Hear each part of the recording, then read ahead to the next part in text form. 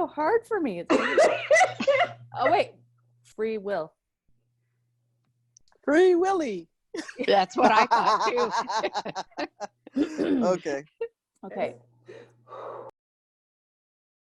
I'm Courtney Williams. I produce the blog Outlander behind the scenes, and I do this discussion with these lovely ladies here. And the whole reason I started my blog was to follow the story behind the story, because Outlander for me is a living spiritual work that is very healing, and it works that way in my life. And I thought it would be really interesting to see how it worked with the cast and crew and also all the people that it touches. So this discussion group is one way that I do that. And these wonderful women have enriched my life, and I love our chat. Tonight we are talking about episode 503, Free Will, not Free Willy, Free Will. And we also have... I write the Outlander Anatomy blog. I'm a retired professor of human anatomy, and I've been writing it since 2014, late in 2014. I enjoy the books immensely. I've read them many times, and I do love the show. There are things about it that I like to point out from time to time, but overall, I'm a certified fan. I am Dr. Catherine Toomer. I am a family medicine and community health physician who contributes to Blacklander, including this episode, and also wonderfully have a wonderful time with discussions with these three ladies as well. I'm a book reader and a show enthusiast, and I'm not a purist by any stretch, but I really enjoy the artistic endeavors on all aspects of everything. And that's why I'm here. I'm Antoinette. And I came to Outlander in season 2 of Outlander, actually. And immediately was captivated by the story. Started reading the books immediately thereafter, went back and binged season 1, and how many years later, here we are. I'm a criminal defense attorney, and Outlander has a very special place in my heart because it provides a beautiful counterpoint to some of the dark stuff that I have to deal with on a day-to-day basis. And so I do enjoy rereading the books, and I love the show immensely. And I love these three ladies and our talks and our insights and different experiences that we bring to the show. It makes life interesting. Okay, and what is everybody drinking tonight? I am double-fisted. I am drinking hot chamomile tea and ice water. Ooh, so crazy. And I'm drinking herbal tea, but I have a splash of rum in it. Yes! Well, I am paying homage to the Carolinas, well, to the South anyway, and I'm drinking honey bourbon and Diet Coke with a splash of lime. That actually sounds really good.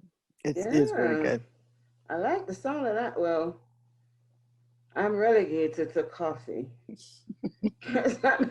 I've had a bit of the sniffles and a little bit of a headache. So my doctor has recommended that I try caffeine for the headache. So I'm drinking it out of my enormous coffee mug. So if I sound a bit sniffly on this episode, my apologies in advance. Bottoms up. And what did you drink earlier, Antoinette? Well, I think we deduced that it must be NyQuil. I thought it was either a quill or a drill. Either Benadryl or NyQuil or Dayquil or Z-Quil or something, but it was purple. And it's made me a trifle loopy. So The coffee is supposed to be an antidote. Episode 503, Free Will. Overall impression, I'll go first. Once again, I loved this episode. They're 3 for 3 for me. I wasn't sure when it first started, but as it went on, this is the first episode that I can remember being so into it that I was shocked when it ended. I thought, what? Huh? Carmen said this was going to be longer, and it was shorter, but it was just normal length. I mean, it was a little longer, maybe a few minutes. I don't know. But yeah, I really enjoyed this episode. I'll go next. I did too. I thought this was a splendid episode, and I was thrilled that they actually jumped in and did the Beardsley. I wasn't sure that we were going to get this because it's such a dark story, and I thought they did a splendid job about it. We'll get into that in detail, but I really loved this episode a lot. I thought it was well acted. The interactions of the characters were believable, and I thoroughly enjoyed it. I enjoyed it. Not as much as episode 1 and 2, and mainly because for me it didn't flow as well, but I really felt that the best elements that were the best in both 1 and 2 were also there in 3. So overall, I really, really enjoyed it. And I'm not sure if some of my diminished enjoyment was because, after 1 and 2, it's just such a high bar to meet. So I think it may have been unrealistic expectations. Some of it is the honeymoon phase being over. And then some of it is just because it was darker material. So it didn't, there wasn't a lot of warm and fuzzy in this one. So that could have something to do with it as well. Well, I hated it. Kidding. Oh, you kidding? Okay, I was like, oh, here we go. That's right. You did. I must confess that when I was watching it at first, I'm sitting there going like, oh God, what the hell is this? Please don't let this be another down the freaking rabbit hole. But as the episode developed, I found myself more and more enthralled by it. And I almost forgot that it was Outlander. It was just good TV, and it captivated me. And so I immediately rewatched it after it finished, which I haven't done with an episode in a long time. And so I really enjoyed the episode. Okay, Carmen, want to kick us off with favorite scenes? Well, I really, really like the time-lapse photography of the continuing molding of the bread. I thought that was brilliant of them to include it so that people who are not familiar with that sort of thing or where Claire might be going with this experiment might have a visual of what that process might involve. So I really liked that very, very much. I enjoyed the Claire and Jamie reunion. I thought it was very tender and sweet, and they clearly were delighted to be in each other's arms again, and I thought that was very, very lovely. And then I really liked the entire part of the episode at the Beardsley, especially the Jamie and the end where Jamie and Mr. Beardsley make their final decision. I thought that was extremely well done. My favorite scene was when the Beardsley twins were together. And mainly because usually when you have one actor playing two characters, it's so obvious that it's a bit choppy, and you can tell that there's a bit of camera trickery. What I don't know how they did was I watched it over and over again. They had Keziah sitting on the log, and they had Josiah stand up and pass in front of him without a break in the image. And I don't know how they did it, but it was brilliant. And I thought, and I started doubting that it was only one person. I thought, well, maybe there's two, and they didn't want us to know there was actually two until this episode, you know. So I actually went online to see if they were identical twins, because it was just done so well. That scene. The other that I liked was the softening of Mrs. Beardsley, when she was depicted as being so cruel towards him, and, you know, perhaps justifiably so.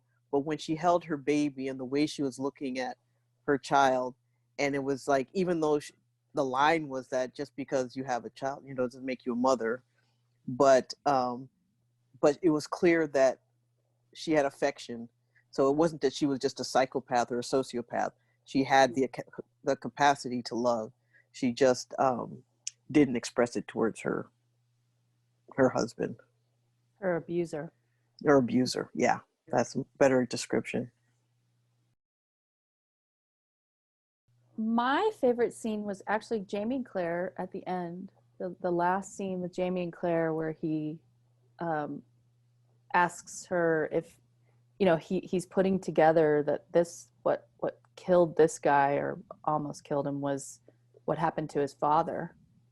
And you know, maybe from living with Claire and understanding genes, or just, you know, knowing that things happen, he is thinking about what his father's experience was, but he's also thinking that this could happen to him. And just that moment where he asks her, you know, please do this for me, even though he knows it goes against her Hippocratic oath. And I just thought that was a really beautiful scene. Her face, her, you know, just the way they both did that. I liked that a lot. And also leading up to that, I liked watching her hold the baby, how they did that whole thing, and then the birds. I thought that was really beautifully done. And then another scene I liked that was really brief was when Brianna, before they leave and Brianna's walking to say goodbye to Roger, and she looks at Jamie, and Jamie looks up and sees her, and you see all the things pass over his face, like the concern about Bonnet, then the oh my God, I'm leaving this whole place in her hands. Her husband's going with me. Oh, she's looking at me and seeing that I'm worried. Let me make a not worried face. I just thought that was really well done by him, and it was a nice exchange between them. And then I liked the Roger and Bree goodbye. Again, I feel like, Antoinette, you know, you have said, let them find their own way. And I feel like they're really, you know, in their hand fasting scene, they did it so much like Jamie and Claire, they almost seemed like they were 18th century couple, versus now they feel so modern that they can't be Jamie and Claire. They, you know, when he's like making all these references to Nancy Drew, and you know, that's the pioneer spirit, and you really get the perspective of who they are in those scenes, and I'm really enjoying that. It's a very grounding and kind of tells me where I am. Anyway, those were mine.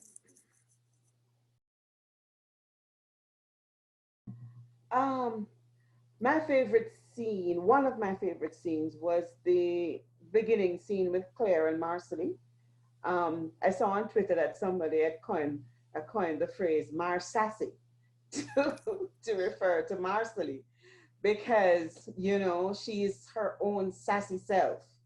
And it is so believable that she'll be questioning Claire and not just being this ingenue, you know, just lapping up everything. Claire saying, yes, Mother Claire, kind of thing. You know, it was just so her to be being skeptical about all the modern stuff in Boston. So I really loved Marsassy in that scene. And the other scene that I really liked was Jamie and Mr. Beardsley. You know, when he was asking him, you know, what do you want me to do? The actor that played Beardsley was phenomenal. No lines, nothing. The makeup was phenomenal. Everything about his portrayal of basically a rotting husk of a human being was just top notch. And it's weird that such a dark scene can be said to be a favorite scene, but in terms of TV and good TV, I really loved it. And lastly, I loved all the freaking birds. I love the birds because you know that Alfred Hitchcock movie, The Birds, is one of my all-time favorite movies. And I don't like the horror genre at all. But somehow, you know, just the flight of those birds coming over and what it portended was just so dramatically on point. I said, bravo. Something that, just to touch a little bit on what you said, Courtney, about Jamie, one of the things that I kind of gathered when he was doing that was that he was watching Bree walk towards him, he thought, but then she went to Roger. And it almost like one of the looks on his face was, she's not my wee girl anymore, she's his wife. And that's what I got from that scene. Interesting. Yeah. I'll watch it back. And then what worked for you guys? Oh my. A lot worked for me. I thought the way that they introduced Keziah was very well done and integrated into the story with a relatively short period of time that they did that. I thought that was extremely well done, how they introduced his plight, why he was there without trousers on. That's right out of the book. What a gentle soul he was. I have a comment to make about the ear inspection, but I'll do that later when we do medical. But I thought that was extremely well done. I also, what worked for me was the dialogue in this episode between Jamie and Claire. It's so much like the way that we have come to know them as two characters in the book. They're very comfortable with each other. They respect each other. They can disagree and agree to disagree. And, you know, they work, if you watch them and listen to them, they negotiate their way through things. And that's exactly how they are in the books, especially in the later books. And I really, really loved that part. I got such a kick out of the Marsley and the experiments with Claire, you know, and Claire explaining that she needs to look for certain colors of the molds and avoid these, look for these. I've left you pictures. I've drawn you pictures to look at under the microscope, and instructions, you know, to how to take care of her experiments. While she's gone, she's invested a lot of time and energy into them. And, you know, she cares about having that work out. I thought that Fanny, I wish she could have had a lisp, but since she didn't, I thought that she was, her facial expressions were very good. And I thought they reflected what the feelings that she had against this man that she had to say was her husband. And I thought that she did a good job with that as well. And the birds, those were passenger pigeons. And when he fires and they first start up, the first thing that came to my mind is the vision from this book where there's passenger pigeons. You remember that come over by the millions. Do you remember it? The scene? You don't? Vaguely. It's in an Indian village. Yeah, in the Fiery Cross. Yes, they're in an Indian village. During a fire, right? They're associated with the fire. Right. But you know, I don't know if they'll show that part, but they certainly are showing these. And it reminded me of the murmuring of what are they? Starlings? Murmuration. Murmuration of, was it starlings? Mm-hmm. Yeah. from the witch trial, you know, when we saw a bit of that, and it reminded me a little bit of that. I really enjoyed that. Those worked for me. Catherine. Kathleen. Well, Hmm. I wouldn't be me if I didn't mention walls. Catherine, I have decided to have a whole other segment called walls in this. Because Okay, okay. Well, the thing Are we is, going to do all kinds of walls? You know, well, like, this is, Every time there's now. actually an Instagram page called Outlander Palette, and they take every scene and list the colors that are in that scene of the palette, and it's wonderful. Because now I can, because now when I see the wall, I can go there and I find out what color it is. Oh. Yeah, and it's beautiful, and they have it they just all these different scenes, and they line up the colors in the palette. It's just wonderful. Who But runs that? Do you know? I don't know. I Is it just a found fan? it. I just found I it mean, yesterday. obviously. Okay. But Is it you? oh no, it's not me. I wish I were that talented and that had that much forethought. But what I liked most, apart from the visuals, the high, you know, like the drone aerial views of the ridge, and you could just, and then the Blue Ridge. I don't know how much of that's filmed in Scotland and how much is filmed in the United States, but it's just breathtaking. The other was when the house, the color of the exterior of the home is like this wonderful mustard with a glaze. I can't figure it out, but it's beautiful. Obviously, we're And not talking about the Beardsley home. oh no, we're talking about. Although that the was Beardsley home was ghostly gray.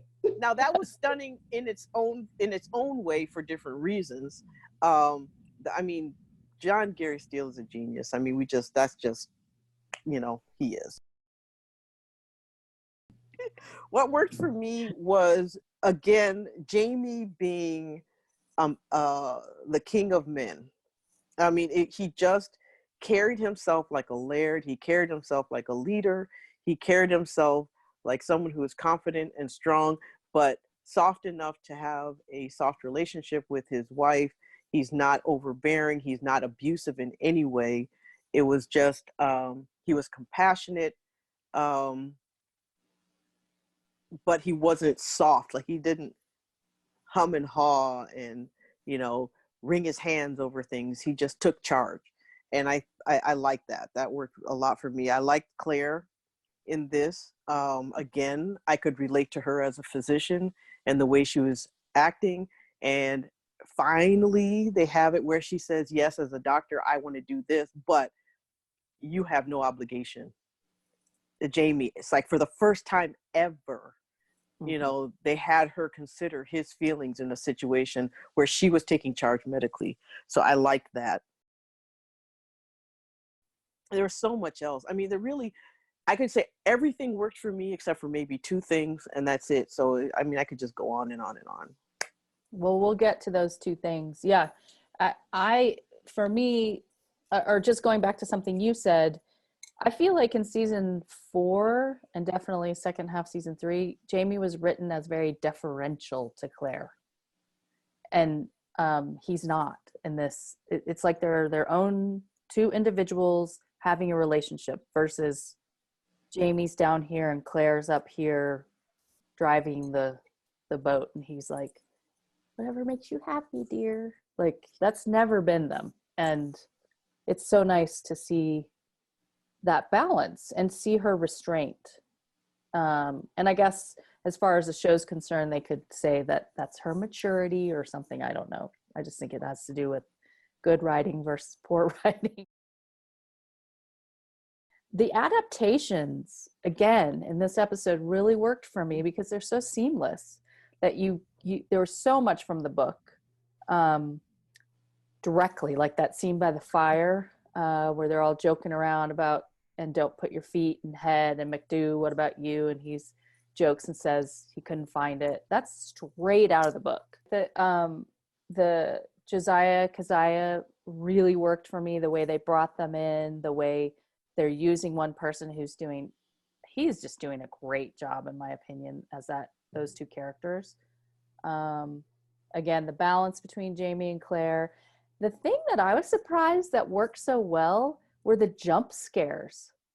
You know, like and that's what that's what the kids call it. So it's like Jamie is standing there and all of a sudden he looks up and sees her face. I was like, woo, with him. Yeah. And then the goat and all the build up, you know, that could have been cheesy, but it actually really worked. And I like that it brought in Hiram. I think that was his name. Yeah. It was in the book. They called him Buddy, but Billy. She called him Buddy, I thought she said. Billy. Yeah, I think it was Billy. Like Billy Goat.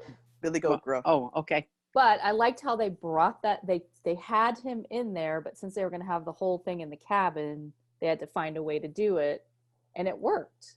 And then when she takes his pulse and he, you know, like they really made it creepy. They did such a good job because that's not really what Outlander's wheelhouse is. And I thought they did a great job, and they didn't pull you out of the story, or you didn't go like, oh, that was so cheesy. You know, I just, and I'm going to say, I want to say that Luke Schellhaus did a good job on this episode. And I want to call that out because I want to be fair. I mean, I didn't like his stuff in season 4 or in season 3. But he did this one by himself. I mean, none of them do them by themselves, and co-wrote the last one. I think he's done a great job. What worked for me, I mean, overall, I think that the standard of camera work and the visuals have been really stunning so far in season 5. I don't know if they've got new cinematographers. I don't know what has happened, but the whole visual look of the show is really working for me. What worked for me specifically is the fact that they pulled this seemingly weird story out of the books, adapted it, turned it into such a great episode of really good TV, but it still felt as if it was laying groundwork for stuff that is to come. You see what I mean? It didn't feel like, oh my God, a wasted episode carrying us off on this tangent, and how is it going to play into the story? So I love the fact that this seemingly different event out of the books was used the way it was in the episode. I love the adaptation, and I love the creative risk that they took in going that way, this way, with this particular storyline in this episode. I really love the dynamic between Jamie and Claire in this episode. I've loved the whole arc of the relationship so far in season 5, where we see both of them coming into their own as equals on equal footing. This Jamie in season 5 so far is very much taking charge of not just himself, but of the circumstances of the people, but is not a taking charge as an Aaron Beardsley took charge in terms of abuse, subjugation, and cruelty. And I love the contrast between how Jamie takes care of his people and how an Aaron Beardsley type kept people under his thumb. So that contrast worked very well for me because it highlighted the things we love about the Jamie character. The actress who played Fanny Beardsley, bravo. That was a splendid performance. So her interpretation of Fanny Beardsley from this weird, creepy you know, she put me in mind of what's that Kathy Bates in that movie with James Caan where she held him captive and Yeah. broke his legs. I don't remember the name of the movie, but that's where she started for me. Oh, this psychopath. And then by the end, I kept saying, yeah, this is battered women syndrome, played all the way out for us. So the whole arc of Fanny Beardsley worked terrifically for me. You see that theme throughout, actually, where people are sort of shown in one way, and then and your first impression is one thing, and then they sort of ease you into something else. They did it with the Beardsleys. They did it with even Roger. They did it with Kezzy.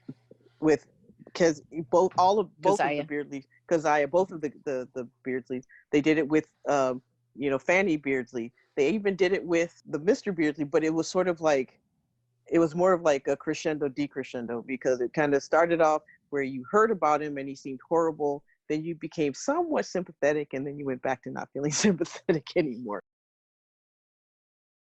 There was no intellectual laziness about this episode. This whole season, it's just been wonderfully sophisticated. But back to what Antoinette said about the cinematography, it's almost like there's some, like some new filter.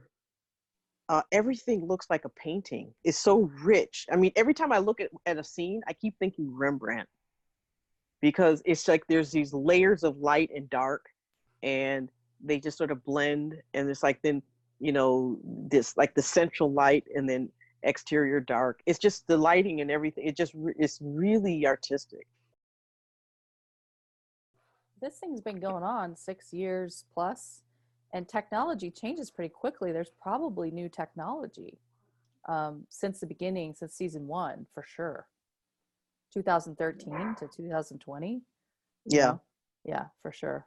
I like what you said, Antoinette, about juxtaposition between Mr. Beardsley and Jamie. I didn't think about that while I was watching, and that's a really, really interesting comparison. I think something that we often don't talk about much, but the class differences also. You really see it with Jamie and the rest of the members of the Ridge. You see it with, and I think that's part of the reason why Roger and Bree don't just stand out also because they're from the future. I think part of it is also they're of a different socioeconomic group from everyone else around them. And Jamie and Claire are as well. And I think the part of the juxtaposition you see with with Mr. Beardsley, is again, not just the obviously the difference in temperament and personality, but also in who they are as people within the world. Thing we're going to do is your least favorite scenes and what didn't work for you. All right. Well, I noticed 2 things. Number 1, Fergus picked up a dry pen with no inkwell, and he proceeded to write down enough material for a broadsheet. Exactly. It was a dry pen he picked up, and the ink well was sitting there, but he didn't dip the pen before he went over, and he didn't take it with him. So and then he stuck it in his pocket. Yeah, he stuck it in his pocket afterwards. I saw that too. That was one thing that I didn't think that worked. The other thing was when they were discussing Josiah's tea brand, the thief brand. Jamie said, "Will you cut it out of him like you did mine?" And I assumed that he was referring to Black Jack Randall's brand, but she did not remove that. That was Murtagh. And I think that was a little mistake in it. She stood behind him as Murtagh cut it out with his dirt. They're sitting before the fire. Don't you remember? He flicks it into the fire. Yeah, interesting. So she didn't do the cutting out. Now, maybe he didn't mean it literally. I'm not sure. He might have meant it figuratively speaking, or that she participated in it, but it was kind of odd that would be missed. and that he picked up a piece of paper, you know, and glanced at it, I wouldn't be surprised if it's a goodly part of Claire's experiments on her, probably the drawings that he ran off with. Yeah, I feel like Fergus is graduating from like no role to the Roger of this season. Like, Could be you No, know, he's a prop. clueless. yeah. I mean, Yeah. get the blanket, Fergus. Get the ink pen. Take the baby. Take the baby. I don't know. Yeah. He's a prop. He's become a prop. Yeah, that doesn't instead work of a for me, character. the No, Fergus. me But either. maybe they're, you know, doing something. But he was Well, the never fact done. I that- mean, well- that's the thing is his character is supposed to be so like with it and wily and he was a pickpocket and he knew how to. That I just don't see how he then becomes this kind of like Dull. yeah. He's dull. I think Yeah, but one of the things that didn't work for me is, again, Fergus. I just don't like what they've done with him. They've stripped not him of done. all personality. They've stripped him of anything interesting. They've given him nothing. He's just a prop. And he was one of the more interesting characters in the book because of his background, because of the things he knew, because he was, you know, precocious as a, you know, child, and then he grew up to be this man who was frustrated, never showing any of his frustration of, you know, feeling like he's useless. None of that. The other part I didn't like is and then the part they decide to show extra of Fergus is him riding a horse. That seemed so out of place within the scene. It was like, It we doesn't didn't need to really see show him. his face either. No, Well, it shows him riding off on a horse. Then it shows a group of men gathering. Then it shows him riding a horse again. And I was like, what was the point of that? I didn't think get it's that. supposed to be like he's leaving and now he's coming back or something. But I that don't- wasn't Cesar on the horse. Oh This- no. I'm sure But it the wasn't. other That the person's other a thing, very nice rider who was on that horse, and yeah. it was a different back of the head because I looked. Yeah. Well, the other thing that didn't work for me was and we'll probably get to this later when go do the medical stuff, when Claire examines Keziah. I mean, it was like, come on, you know, I have some things to say. a mirror to his ear. Oh, I mean, it's like she didn't lift the ear to show the ear. I mean, in order to get a good, clear look down into an ear, it's really hard without, Yes, it you know, is. something poking. And even if he had really big, you know, ear canal, she still would have had to lift and angle the mirror. So anyway, it was He just had awfully interesting. clean ears for a kid. He who's sure been did for a barn know, dweller. living Exactly. in a barn with no food You and know, clothes. But Jermaine singing his grandfather and him telling him to go in and take something to Thomas. And we're like, who is Thomas? You know, I was like, who, or Timmy or whoever. I'm like, the mention of a character, you have no clue who they're talking about. well, then they didn't spoon feed us. I just said, Yeah. okay, that's another kid from the ridge, and he's inside. Yeah. I mean, the things that didn't work were so minor compared to the overall episode that it's almost doesn't even warrant discussing as far as I'm concerned. I mean, like I said, the only part was that choppiness around Fergus. But other than that, Fergus was the main part that didn't work for me. I mean, I was glad they featured him, but it's so lightweight what he's doing. And then the fact that he went and got the paper, now he's going to be the guy who causes some big thing. I don't know what's going to happen. Either they're going to print her thing, or there's going to be some witchcraft or something that comes from that. And it's going to be Fergus's fault. And then Marcelly's going to dress him down. And I don't know. I don't know what's going on there, but I don't love it. At first, when I very first started watching it and I knew Luke had written it, I was like, waiting, because he's the one who did 410 with the slap and the scene where Claire says, I'm going to go. I've made my decision. You need my help. And Jamie says, I do, and I always have. I don't think that's from the book. And when I saw Not that, that book. is it from It's another a later book. Yeah. Okay. An Echo in the Bone. It's almost verbatim out of that. Yeah. When I saw that, I was like, oh crap, here we go. But then it didn't do that. Fergus, yeah, that's a given because I don't think they know what to do with Fergus, and I don't know why they don't know what to do with Fergus because there's some really good stuff in the books about Fergus. So I'm going to hold fire and see if they do use the material in the books and give Fergus something to do other than be the coffee boy, basically. So that's pretty accurate. yeah, because I mean they have been doing so well with the creative adaptation so far, and so they should be able to find something interesting, a nice little arc somewhere for Fergus. So I'm waiting. I'm gonna give them some rope on that because they've crammed a lot into the first 3 episodes to set up, what is to come. So the other thing that still isn't working for me, and I just maybe it is a contrarian. I didn't like the conversation between Bree and Roger, and with the goodbyes, especially her reference to men leaving the plantation. The hell? What? Which? Anyway, so there's still, to me at least, an awkwardness between them. Maybe there should be. Maybe there should be that awkwardness between them still, because they still have a long way to go in their relationship. So maybe maybe that's deliberate. Or maybe I am just seeing the awkwardness because I still struggle with them as a couple. So I don't know if it's me superimposing my bias on the thing to say it didn't work for me. I don't know. I don't remember the book well enough to know if Roger made that promise to the lady to bring her sons back.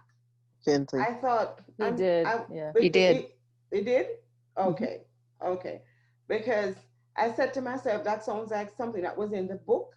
But by the same token, I said, he can't even find his ears from his arse in terms of being a soldier. And he can't even fire a freaking gun. How is he going to promise this woman to bring back her son safe? So I thought to myself, really, Roger? You need to jump back a bit with that. In that context there, up to where we have seen Roger so far, in terms of his incompetence and his fear that he doesn't know enough to really be of use in this time, in these circumstances, it just felt incongruous to me in that particular scene. Oh, I think Roger thing is pointing out his naivete. It's like it was a knee-jerk thing. I'll bring it back, and then, it's like, really? The lady challenges him, and then he realizes, I can't I mean, you see him backpedal.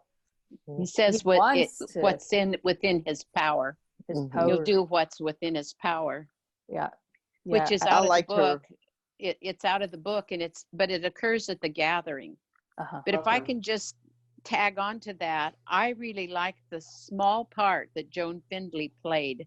She came across as a flinty, world-weary woman with her husband gone. She has these 2 sons. They're the only thing that she has. And by the way, I'd like to know what they were doing with those ovens. It looked like they might have been making charcoal. Charcoal, yeah. Charcoal. I thought so. But I thought she played that to the hilt. She was just like I imagined that Joan Findlay would be. I thought she was good too. I thought they were like digging around on rocks. No, it was charcoal. What they do is they had ovens. Yeah, it was like they just slow burn wood into charcoal. I don't know how this is going to play out later because I can't remember the books well enough. But as far as the baby is concerned, being pretty much a Black baby in slavery times, owning land and a house, I don't know how they're going to explain that or what they're going to do with that as time goes on. The book does explain it. I just don't remember. Because in the back country, the way that Diana wrote it, she says that intermarriage was not uncommon, especially between the settlers and the Native Americans, and that half-breed children, I think was the term that she used, or mixed breed children, were not uncommon.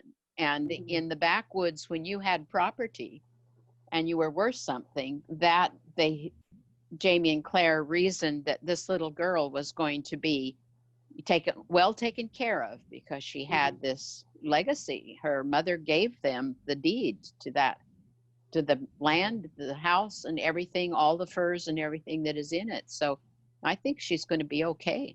Well, there's a big difference between Native American mixed children and Black mixed children, because that child would not be automatically in North Carolina, could easily be taken into slavery without any and who would, unless there's someone who was going to legally stand up for her to stop it from happening, it would have been different. I just was saying it'll be interesting to see how that plays out in the story.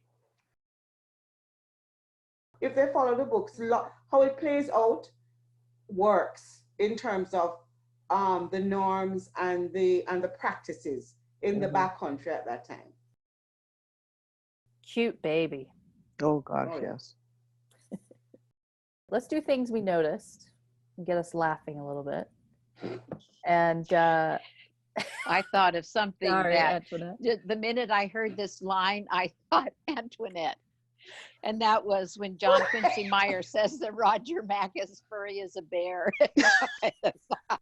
That's Catherine too, if I remember right. Yes. I know. I as soon as it said that, I was like, darn it, and I can't mention it because it's gonna get cut out. When they were talking around the fire, and they were talking about which end you want to put toward the fire, your head or your feet, and the disadvantages of each. John Quincy Myers says something like, well, Roger Mack isn't, he isn't at risk because he's furry as a bear or something like that. So do you think it's like that they actually checked people's body hair before they cast the Roger? No, so that he would be able to have that line? I think they probably not. They probably used the line because they were able. But the other thing I thought was interesting was that when Roger made a comment, there was like sort of an awkward silence, almost like he's still the odd person out. And I didn't know, and it could have easily been, it was poorly delivered line, but that's not the case. Not with Richard. Yeah, no, he's too good of an actor for that. So it was intentional as part of and I thought that was interesting. Those little nuances I think are nice that they've kept those in and they're paying attention. It's like they respect the material, and it's like the level of respect has been so obvious in these last 3 episodes, and it's something that had been lost last season, I think, and but the respect is back, and I think Matt has a lot to do with that. I think he has, because I think that's a good point. Yeah, because I think he watches this discussion and he's brilliant to do that. Taking all of our suggestions. The voiceovers back. We have another voiceover in this. Yes. They're making everything relate back to Jamie and Claire and move the story forward. I mean, it's just they have to be watching. And the walls. The colors of the walls are beautiful. And Jerry did the walls just for you. Well, they're certainly not listening to Carmen, because they're still freaking out some of this medical stuff. I mean, we're in season 5. Get that shit right. It's about time. They need to hire Carmen. Huh? They need to hire you, Carmen. I've got the OCD. I'm tired of it. It's lazy. Come on now. Yeah. It's season 5. Y'all know she can't use a freaking mirror to diagnose ruptured eardrums. For heaven's sake. Really? No. I didn't know that. Huh? No, she's got to pull them, like Catherine says, because the canal slopes down and in, and it's got a little bit of an S shape to it. So if you pull on the ear, it helps straighten it out. But I do know a woman that was so good at pulling her child's ear and looking into it with a flashlight that the doctor would accept her diagnosis over the phone. And I shouldn't say that because that's not what he should have done, but he did. No. To determine whether they had otitis media or not, and then, you know, make a prescription, offer a prescription for the child. But so there's nothing wrong you know, with the doctor using his intelligence. yeah, she Listen. just showed it, you know. I mean, if you could do that, you would just go tonight and look in your partner's ear or whoever, you know, and look in their ear and see if you could see the eardrum. I You would. can't- That's the first thing I would do. I think it was I'm interesting how they did have Josiah, you know, rubbing his Yeah. throat as if his tonsils hurt, but he still didn't have an abscess, no matter how hard they try to say he did. No, his voice doesn't. No, Yeah, and and no his- muffling. He's not walking around looking toxic. He just does Right. not have an abscess in his tonsils. No, they're not Yes, abscessed. I So agree. those little things are the things that bug me. You know, if you're doing, if your aim is excellence, be excellent in everything. Don't just let the little things go. You know, I don't like that because it's not much of a detraction, but it is a detraction, and they can do better because Diana's books are full of all this medical stuff for a reason. So if you're going to include any of it, get it right. Anything else that people noticed? I noticed Oh. Jamie twiddled his fingers again in this episode when he had his fingers on the rifle when he was talking to Claire about the indenture. They have to go get the indenture papers for the two boys.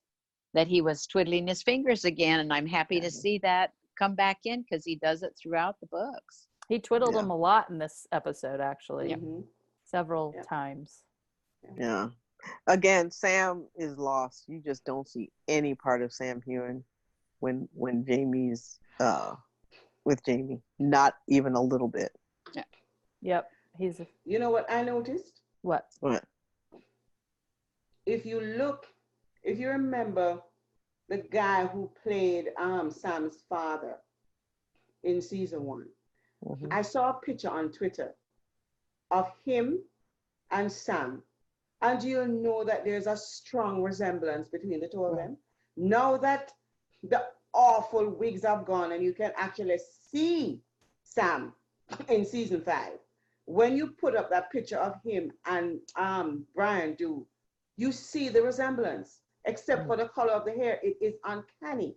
The people who do Wow. casting in this show are freaking amazing. Yeah, Suzanne Wow. Smith and her Amazing. team. They're And geniuses. so that's one of the things that I noticed. The fact that the Jamie character is looking his age, but still so handsome and he's the man that everybody in the books, because still Claire talks about how everybody's drawn to him, all this and that. It's believable now, you know. In season 4, there's like a bushy-haired guy with this fringe and this awful wig. You're wondering, this is the guy that everybody wants? I don't think so. But in season 5, Antoinette, I was not so You can see shallow as you. I was able to look past the wig and still want him. fuck no. He's important. No. He looked like he had a freaking what's that creature? Cheetah. A badger? Hedgehog. It looked like he had some kind of dead creature on his head. So he I'm serious. So now you can actually see why the men of the ridge will follow him, why people are drawn to him, why everybody wants him. Do you know what I mean? So I noticed that. And Claire has she's the character Kat has always been beautiful, but there is it's a softer edge. She's just more luminous. Yes. In so far, you know, like there's a light from within. Maybe it's, you know, because they talk about, oh, she's content, she's found her place, her family's there, but there's just something that is much prettier and softer and more light filled about Claire in season 5 so far that I'm absolutely loving. I think Agreed. in season 4, there was still the uneasiness of wondering if she had made the right choice of coming back. And now there's clear that she feels she made the right choice. However, I do like that they are incorporating the conversations about whether Bree and Roger should go back. I think that's realistic. I expected the writing, and I think is better in that when she told Jamie that she and Roger had discussed it, old writers would have had him blow up or say something about Roger or make some comment about, because like her having some conversation or secret with Roger that goes against what Jamie wants. But they didn't do it. They have them both more subtle and more mature and more realistic in their interactions. But I thought it was such an innocent 18th century thing to say, but what about penicillin? As if it was some magic something that was just going to spread across the whole situation and make it better. I thought that was cute. But so there's still that somewhat innocence because of the lack of knowledge, even though he's intelligent, but there's some things, that he just doesn't quite grasp because it's, from beyond his time.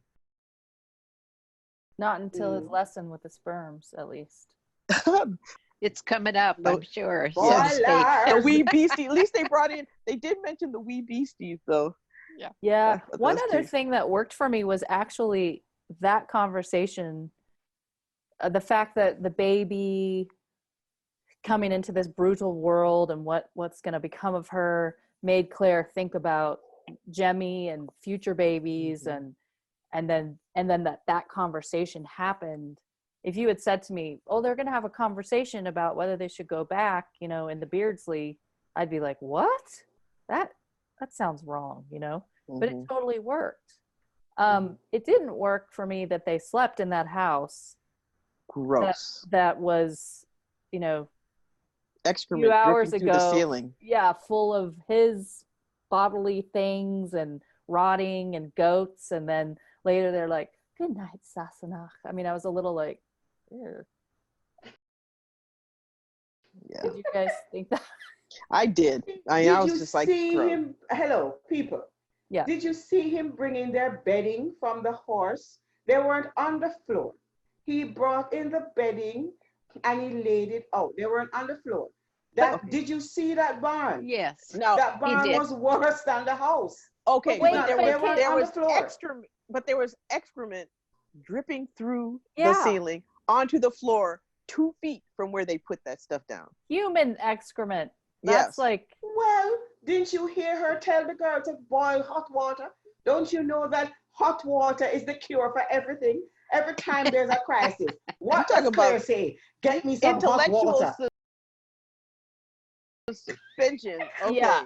And Antoinette, they cast the flies for this episode that we're missing from last episode. So could they have gotten all those flies and all that stink and everything out of there? We don't know how I much don't time see passed. Any airflow. Hello. Hot water was administered. There isn't enough hot water. Okay. Her to get hot water. Hot water does not take the stench of stool out of anything. Oh, and that guy's lying on the table, with his maggots. I just. Hello. I was able to not think about it, but no. This is y'all again bringing your modern sensibilities. Remember that you remember season 1 where Claire was saying that the smells that were emanating from these 17th century people was nothing she had ever encountered. These people are back in the 17th, whatever century they are. They are used to foul, disgusting smells. The outhouse is just outside. Everybody sleeps together. Nobody bathes. But usually there's not a rotting person there. Yeah.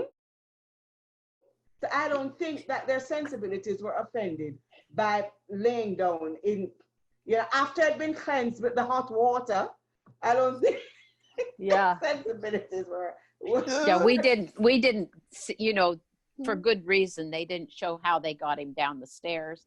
they didn't show how they cleaned him up, because he was much cleaner when he was laying on the table than he was upstairs. So Yeah. all of that has to be off camera, and there wouldn't be any point, honestly, in my opinion, in Yeah. wasting time showing that. No, it worked. You know. That was a little Yeah. thing I thought about. I did notice Claire breathing through her mouth a lot in Yeah. the Beardsley home, which she does all the time when she goes into one of these nasty situations. Stinky. Yep. I noticed that when Jamie gets home in the first scene, I think that's probably shot in the summer in Scotland, because there's still light in the sky, and in Scotland it stays light until 11, 12 p.m. in the summer. I don't know if that's true in North Carolina, but No, Claire's no. 9, 10 asleep o'clock and there's maybe. still light in the sky. I just happened to notice that. The little boy playing Germain is so cute. His little giggle. I noticed that when Jamie puts Roger in charge, I don't know if you guys noticed this, Roger, by the end of the scene, assumes Jamie's body language. He puts his hands behind his back, like Jamie's standing there exactly.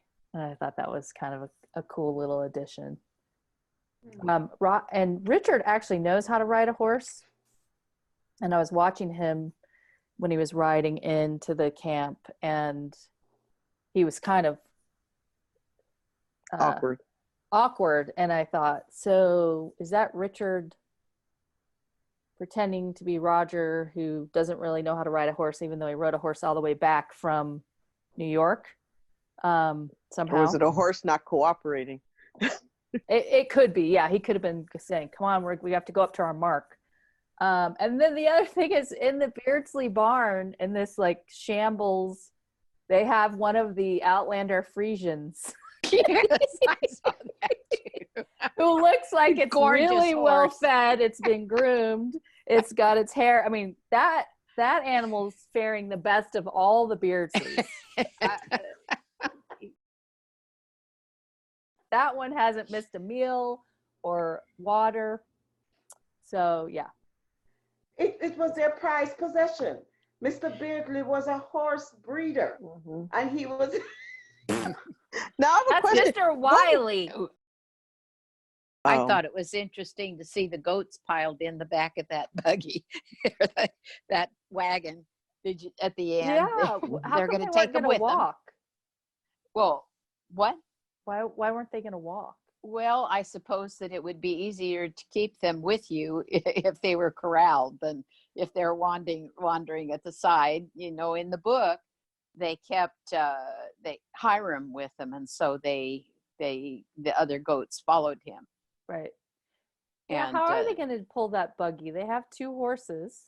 well, there's the horse in the barn. They could take it, I suppose. No, she left took it. the horse. She took the horse, I thought. Oh, That's how Claire They- knew she was gone, because the horse was gone. did they say thought. that? Well, no, Yeah, Jamie show. woke up and said, Fanny, because the baby was crying and he saw the bed was empty. And then Claire said she's gone. I thought she said she's gone. She goes, the horse. I thought she mentioned the horse. Oh, I missed it. I didn't that catch that. may be, but I missed it. But anyway, you know, maybe they'll ride. Somebody will drive somebody has to drive I guess the they wagon. could pony that horse while it's carrying the buggy, you know, lights hooked. That would be difficult. The other one little But thing don't is don't they have 2 horses? They So why do. can't they put one horse to drive? That's the what I buggy was saying. And They- Jamie ride the other horse. Yeah, they could. What you people are a bunch of damn nitpickers. Well, and also, I don't think. Yeah. I can't believe that. Whatever. That came out of Antoinette's mouth. What? I can't believe that. I can't believe that. It must It's be like the pot meet kettle. it must be the DyQuil. Yeah. Elijah. The other thing that I don't think is realistic is that Jamie would wake up hearing the baby before Claire. I mean, you know, does that happen when you're grandparents? Oh, hold on. I'm Jamie, well, No. I'm sorry. Go ahead. No. I mean, when my kids were babies, they could be like, "Wah!" and Billy'd be like, No, but Jamie is a light sleeper. If you think That's about him true. in the books, he's a very light sleeper. And, Exactly. So how the hell didn't he hear Fanny leaving? He's well, supposed to be the this boards warrior. were creaking under her weight, so you would think that he would have heard Exactly. something. Anybody true. she could have snuck up on them and slit their throat. I thought How the is same Jamie thing. gonna sleep through? "Oh, you're so Fanny leaving. negative." Or Why maybe are you? he- Are you nitpicking? The thing is, or he may have woken up. He knew she was leaving the house, but maybe he thought she was doing chores. Oh Or going to no, the maybe bathroom. she's going to the bathroom. Thank God, and Yeah. not going in the chamber pot to add to all the miasma. I Okay. don't know, but I can tell you that getting astride a horse the day after you gave birth might not feel so good. Jenny did Yes. Jenny Okay, did now that's it. the other. That's Yeah. the other thing. Jenny did it. Women don't push out their placenta. I know. It's No. not birthed out. I mean, we know this, but it's like she was like, okay, push, and then plop. And if you listen, if you put on closed caption, I love the way they put like squishy sound and all that Yeah. stuff in there. But it's like that's not how it happens. That's not how No. any of it happens. And so Do it's you- like, okay, Do you, and we're, no, you pull it well, out. You are we just going kinda to get pull to the pressure. medical stuff now? Oh, Yes, let's yeah. do medical. Okay. With Well, see- that, let's do medical. Well, I think you kind of I mean, the uterus contracts to it push doesn't out come the out on its own. placenta. What you do is like, well, now modern ways, I don't know what you just kind of hold the umbilical cord, that the other part that's left behind, and you don't pull, because you can invert the uterus. I mean, if you pull too hard, you can pull the uterus all the way out. So you Ugh. just kind of hold pressure, and then it It'll just slowly release on its own. detaches, and it slowly releases and then detaches on its own. Even if that happens on its own without any pressure, it wouldn't have been immediate. Yeah, no. Well, yeah, it but would they have can't taken a wait bit. for the placenta. But, Yeah. I also thought that Claire looked down at it, and I thought maybe she was checking to make sure that all the cotyledons were there and nothing was Mhm. left inside the uterus, Yeah. which would be accurate. Yeah, then that would be deadly if there had been. Yeah. I thought it was the angle they showed with the baby's head was realistic. Mhm. I thought I did too. that was well Mhm. done. But let's do the Well- medical stuff. Who wants to go Okay. first? I will. Since I started out first this time. One of the things that tickled me pink about, I'll go back to the mold part, because did you see the two melons slices underneath there's two pieces of melon underneath the bell jars. And that would be consistent with what was in the book, because she does go out and find melon rind with it. And what's really interesting is that when Alexander Fleming found his mold juice, he found what he was looking at was a particular species of penicillium. Then later, a woman who was a researcher went out and she brought back a piece of melon. There's two good things about women about penicillin. Number one, the one who found the melon mold was a woman. She noticed it as she was a researcher, and she was walking by a market, and she saw this melon with the mold on it, and she brought it back and said, let's try this. And it was 200 times more potent than the one that Alexander Fleming found. And that was the one that they decided they would incubate in chambers to produce the penicillin for World War II. And it was a woman engineer that created a 10,000 gallon vat to do the incubation in. The other thing that I was delighted to see, did you see her spritz the bread with moisture, and then she put it in the cupboard? That acted like an incubator. The dark, the moist, the bread, sitting in that cupboard. I thought that was really good, because at the last episode, we were concerned, remember, that it was sitting out in the sunlight and she wouldn't get as good growth as she would if it was in a dark. And that also helps keep it more humid when it's sitting in a cupboard like that. So those were things I noticed about that I liked. Oh, the medical part that stood out. Of course, when the stroke that Mr. Beardsley had was realistic in that the only part that wasn't, which of course is hard to fake, is rarely do you have both sides of the face unless it's a hemorrhagic. And if it's hemorrhagic and it covers, you know, enough of the brain so that the both sides of the face are affected equally, he would have died from it. Yeah. He wouldn't have survived it. So usually it's one side or the other, but it is kind of hard to fake, you know, a stroke from one side. Now they did it better with his limb, but it wasn't clear because she tortured both sides of his body. One of those sides wouldn't have felt it. Either if he had that severe of a stroke, half of his body would have had no sense. So or sensory perception. So either, and given the way his left arm was, it was probably his left side. But usually when you lose language, it's the left side of your brain that is affected, which means the right side of his body would have been affected. So it was a little inconsistent in that regard, but you know. No, I agree. I think that's right. And the other thing is that his foot was gangrenous, and Claire said that it had been burned and healed over and over, and a gangrenous foot isn't going to heal. No. And so it would have had to have occurred before the gangrene set in. And by the way, I have smelled gangrene on a cadaver before, and it is ghastly.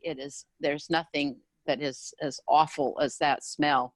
So which means another reason there's no way they would have been able to sleep that close to that foot. It would have just been I think it would have been intolerable, but you know, I didn't live that then, so I you know, I might be wrong about that, but I thought his I thought his acting when he blinked his eye once or twice was effective, and I thought that he demonstrated, you know, he didn't even want to cleanse his soul before he passed. He, you know, he said no, he didn't want to, you know, basically repent of his life. Well, because he didn't think he had done anything wrong. Is that why? No, I don't think he thought he had done anything wrong.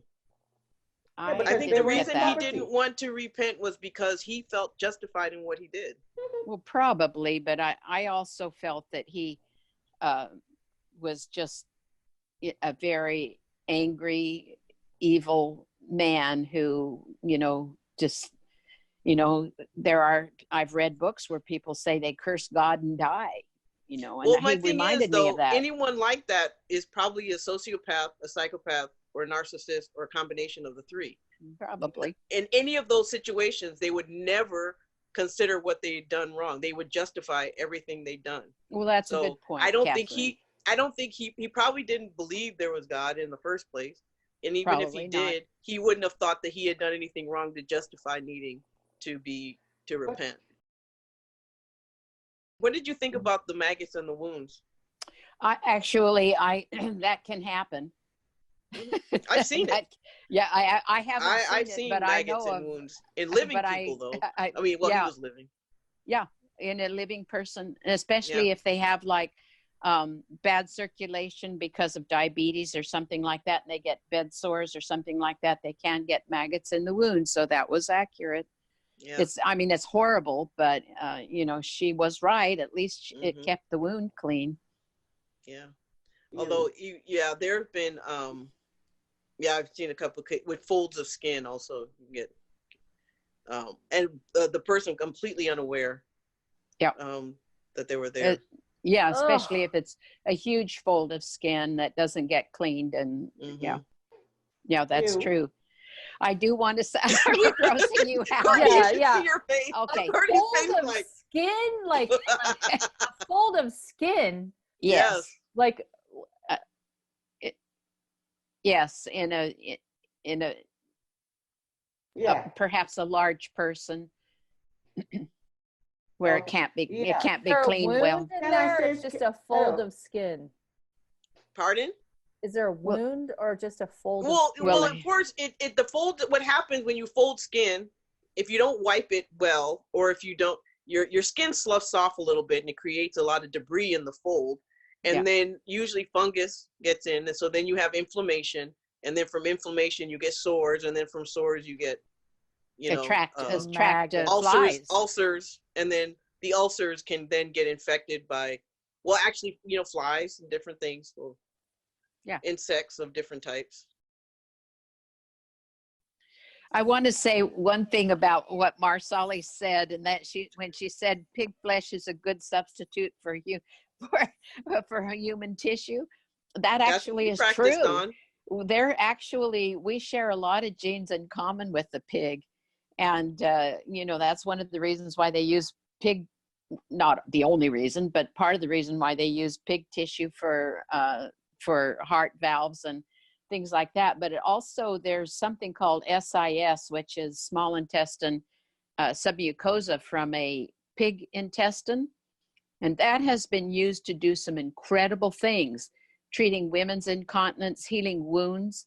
In the veterinarian field, they say that a dog that has had what's called degloving of its leg, where it's lost the skin off, if they wrap it in this this one layer from the small intestine of a pig, it'll grow the skin back. That's what I read today. Can I say something? Well, it not only, it is very, when we were learning suturing, that's what we sutured. That's what we learned on. But the other thing though is, I think almost all of my med school class, after the first week of anatomy, all of us became vegetarians for a while. When you see limbs sliced, it looks you cannot tell the difference between, we're meat, bone, and skin. In fact, that's what animals are. So you cannot differentiate between a human so that piece of, like a Mr. human Dahmer. thigh or an animal thigh. We are animals, and it looks the same slice.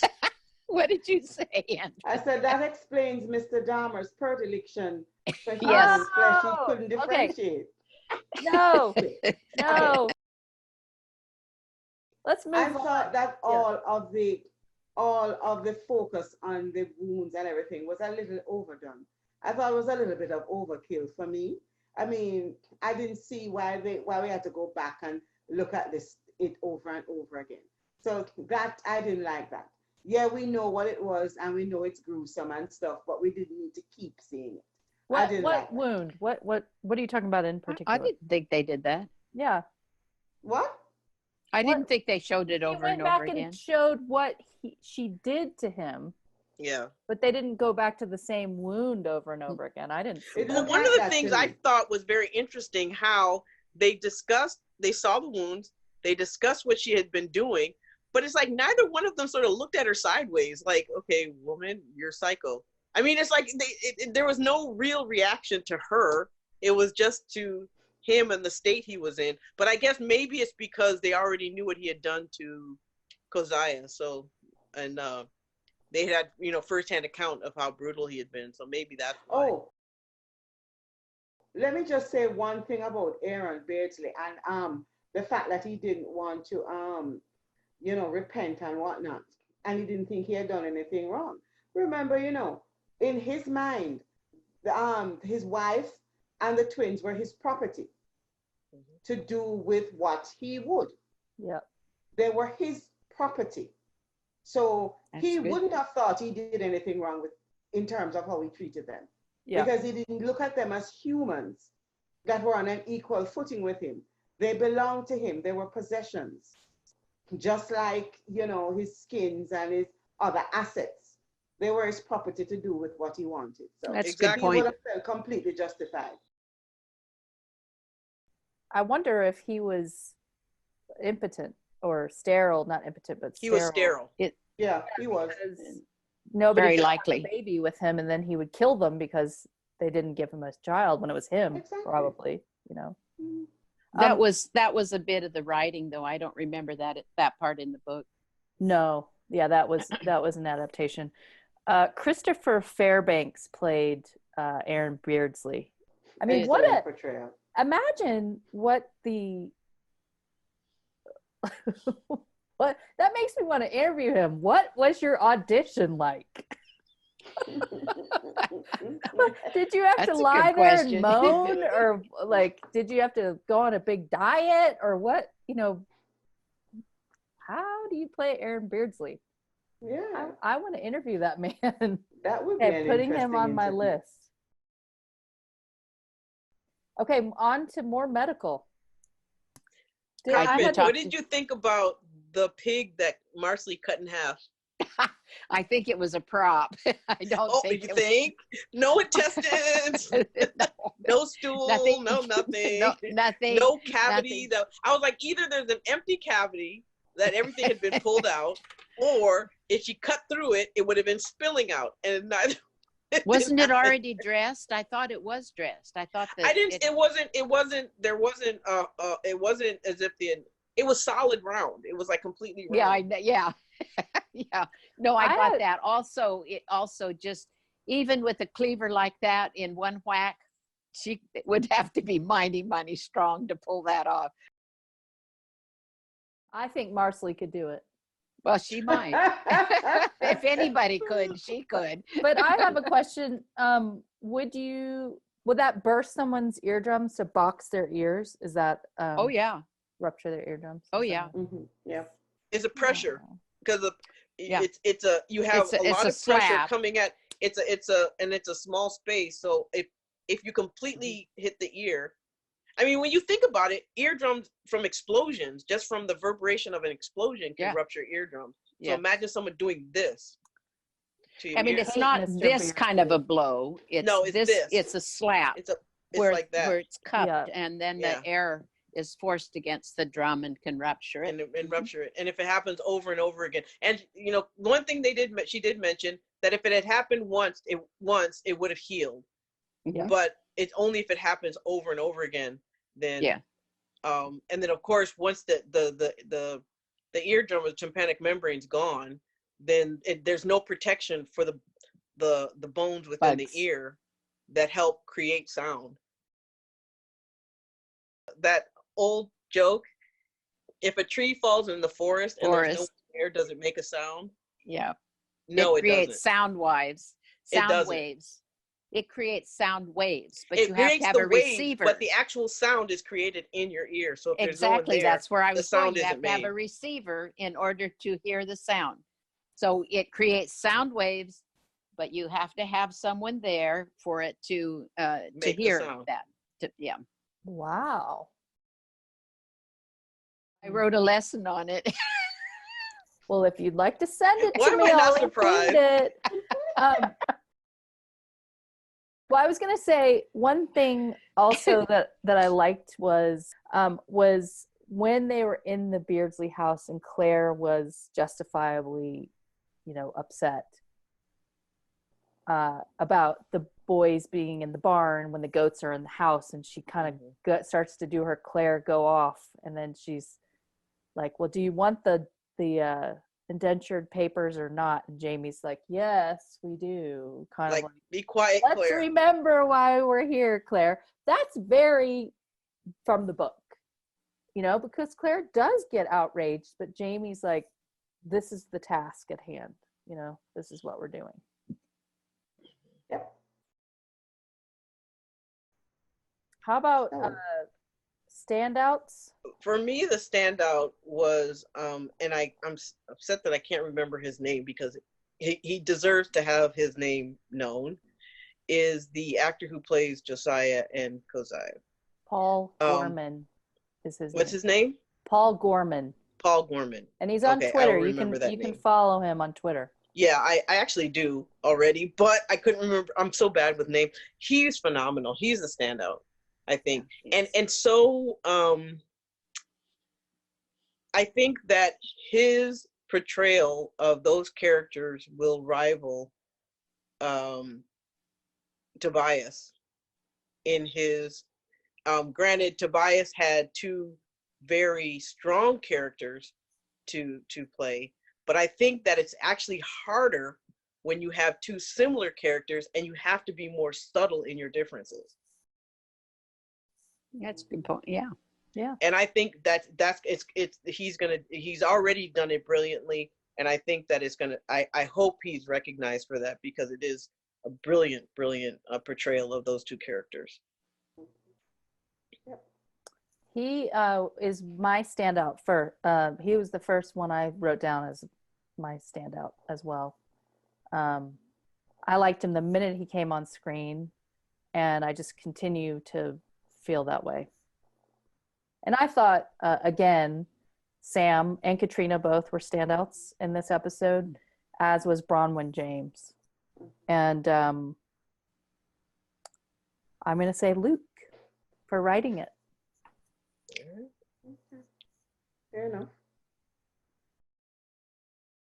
I just thought Sam was phenomenal as always, but he can go through 7 or 8 facial expressions, just like Marcelly did in the last, or Lauren did in the last one. Showing and sharing with the audience what is going through Jamie's heart and his mind when he's faced with these kinds of decisions. And it just broke my heart when he had to put a bullet into that man's head. It must have just hurt his soul to have to do that, and yet it's the best option that he was presented with. It's just such a horrible option. So I just think, again, Sam just deserves every kudos that he can get for his acting skills. I love the line from Claire that said, "I'll do what must be done."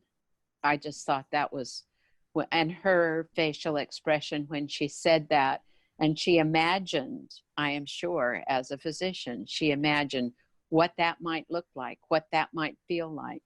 And to me, she portrayed that in her facial expression. But that particular line was very poignant, and I just thought it was just an outstanding line. And I'll stop there. Standouts for me in terms of the acting. Mr. Gorman, who played the twins. I'm very anxious to see, how he manages to carry that forward. He's been restrained. There's nothing over the top. There's nothing of the ham about it. Very deft performance so far. So I'm really loving that. I thought the young lady who played what's her name, Bronwyn James, Fanny Beardsley, excellent. She was a standout, from the psycho in the window to to the young lady who was able to recite to the very days that she was trapped with Mr. Beardsley. And for her to take us from being so scared of her to being empathetic to her, I thought that was wonderful. In such a limited period of time, it reminds me of Sarah Lise MacArthur. Just such a limited period of time to take us through that whole her story. She did a great job with that. The man who basically played a cadaver the whole time, I mean, that is brilliant acting, because everything that he went through while he was being tortured, he was able to portray with just his eyes and those eyebrows. And he was a complete standout for me as well. Sam and Katrina continue to bring it, because they have been given good material, and they are able to stretch as actors and continue to show us what they can do. And I think also because Sam is not hampered by this stupid bang in his face, and he can fully utilize, all of the arsenal that comes with his ability to show emotion through his facial expressions. So I think that his ability in that respect stood out for me as well. That's a really good point. I never thought about that. Those bangs covered up part of his acting ability. Yeah. the guy who played Aaron Beardsley, I'm glad you brought that up. He really is a standout. And part of it wasn't just his facial expressions, it was all like tension in his body. Mhm. Like you could see energetically It was masterful. when he was angry, you know, like when she said, "He's not your baby." And he's lying there and we're not looking at his face, but you just see his body and you know he's mad. Yeah, it's just amazing what they were able to do. Just come into this well-established killer cast and carry their own. Yeah. Yeah. Masterful. Any big themes? I think, Carmen, you kind of brought up the big theme of free will. I liked the title of it, Free Will. And I thought it was interesting juxtaposition between those who did have free will and those who did not have free will. Clearly the indentured boys didn't. Fanny Beardsley didn't. Some of the men who were, you know, sort of rassled off to go marching didn't. But then there were other people like Claire could choose. She chose what she wanted to do. Jamie allowed Mr. Beardsley to make a choice about what he, you know, whether he wanted to live or die. And Marcelly continues to choose, you know, that she's going to be the apprentice. And so I thought that was a good title for this. I do think that ran a thread that ran through the entire episode. Mrs. Beardsley did choose to leave. Yeah. Did. In the end, she had Leave her free baby. will. Yeah. My only big theme was simply, don't judge a book by its cover, pretty much. It just seemed that the first impressions of Roger being inept and then not being inept, still a bit naive, but still not inept, able to do what, Jamie asked of him. Seeing Hosea for the first time, not really knowing for sure that it was him, and them thinking it was his, but of course, if you read the books, you knew. But even when they caught Josiah, at first you thought he was in on it, that they were, and then realizing that he wasn't. Mrs. Beardsley and, the shining moment, as Jeanette calls it, with her face and the creepiness and the sociopathy that you think is there when it really isn't. Those were the main ones that jumped out at me, in terms of what you thought you're seeing isn't what you're really seeing. I've been thinking about it a lot. And one of the things that stood out for me in terms of a theme was that this concept of people as possessions, and the fact that certain people don't have bodily autonomy in terms of being able to make decisions about their own bodies because they were the property of other people, and of course what Carmen said about the free will and everything ties right back into that. But it is a thing that is being played out now in modern times in terms of people wanting to dictate to people what to do with their bodies. And it comes, especially women being dictated to about what to do with their bodies. And I think it's coming from that sense, from way, way back, that somehow women are some man's property. In the same way that Fanny's father gave her to Josiah Beardsley, and he felt that he could do with her whatever he wanted. She had no bodily autonomy until she took it back. And so for me, that was a big theme. The ability of people who are trapped and who are enthralled to somebody else, having an opportunity to grab back that bodily autonomy, that sense of being in possession of yourself. A lot of people in her situation would not have grabbed that because they are so much enthralled. It's the same like battered women syndrome, where You are being battered, you're being abused, but you cannot leave even when you have the opportunity because your will has just been so subjugated. But she got the opportunity and she freaking grabbed it. So that was a theme for me. My son is a big fan of Dave Chappelle. Loves him. Of what? Dave Chappelle. Okay. And I don't know if you guys watch him at all or have Mhm. heard his material, but he has a thing on right to choose and which is pretty I was watching it and I was like, whoa. And he taught, and I'm not going to deliver it correctly, but he basically, if a woman's allowed to choose to kill her baby, we should at least be allowed to abandon them and not offer child support. It just, when he says it, you go like, bong. It's pretty. Yeah, I saw that. Because the woman chooses and then it's like, and you need to participate because you're the father.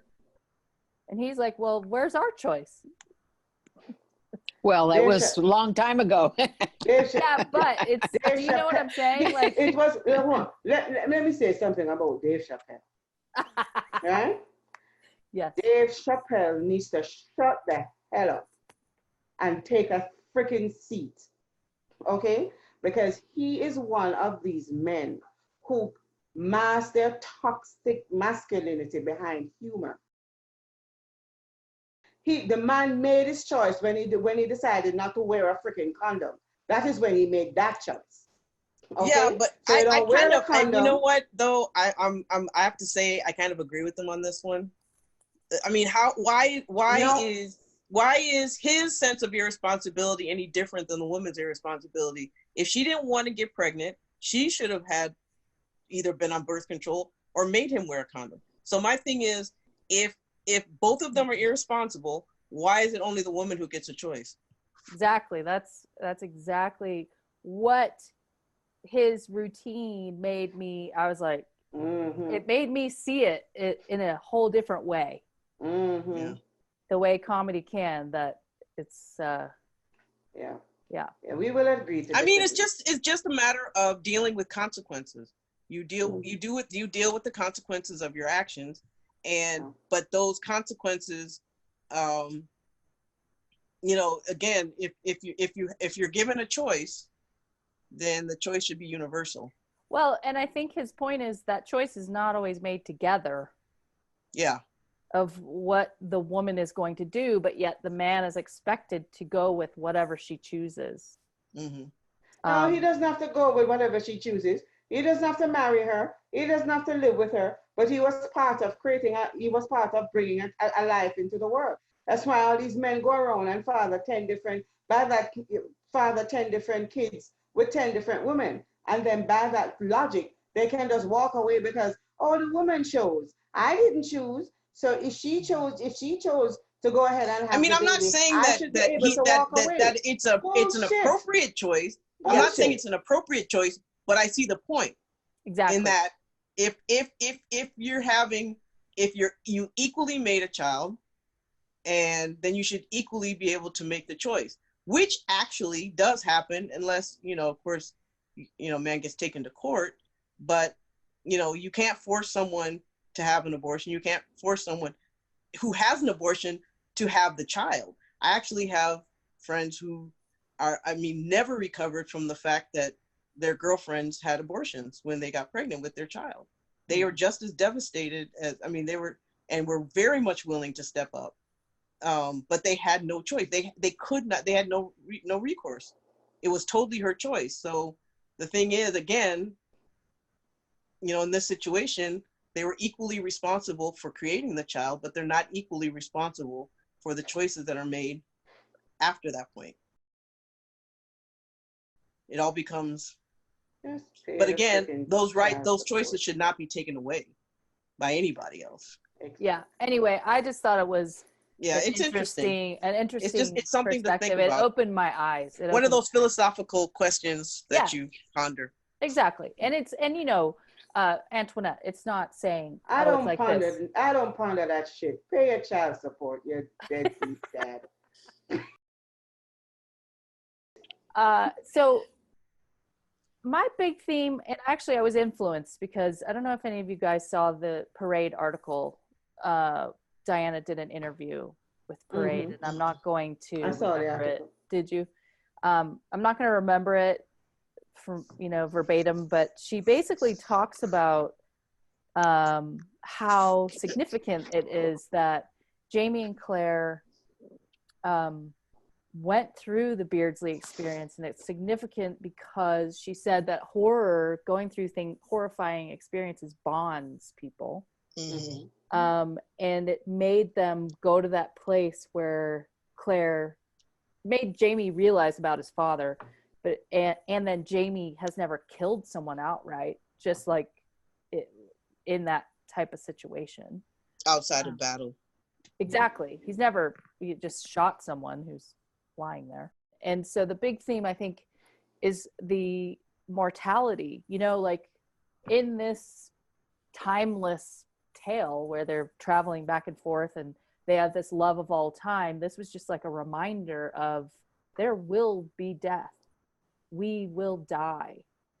We don't know how that's going to come.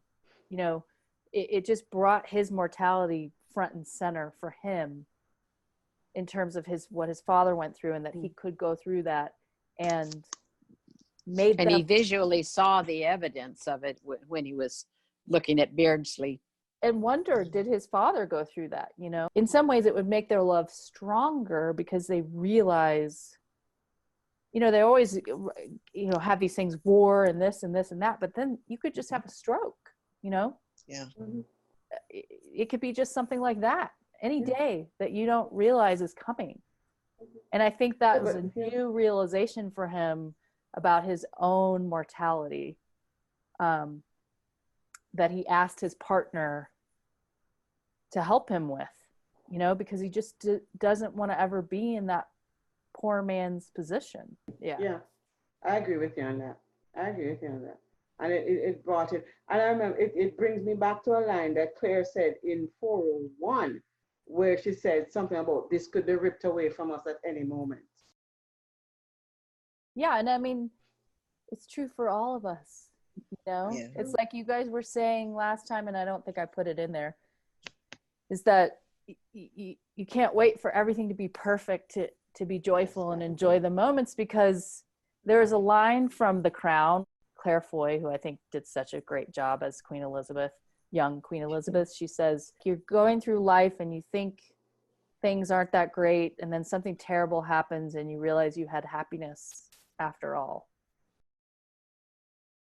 I just feel like all that hit Jamie in this episode, really. Yeah, that's a good point. And I think Claire carries it more with her because she's dealing with it all the time with her profession. So. Exactly. That's a good point.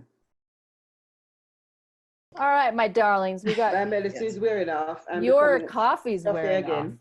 Off. Yeah. Yeah. I'm becoming all stuffy again. I've got a patient to go check on. Okay, good. Well, good night, ladies. All right. Good Great night, seeing guys. You Love Thanks you for guys. hanging in there, Antoinette. Thank okay. you. Good night. I'm joyful. Good night. Good night. Yes. Yeah. Love you guys. Bye. Bye. Bye.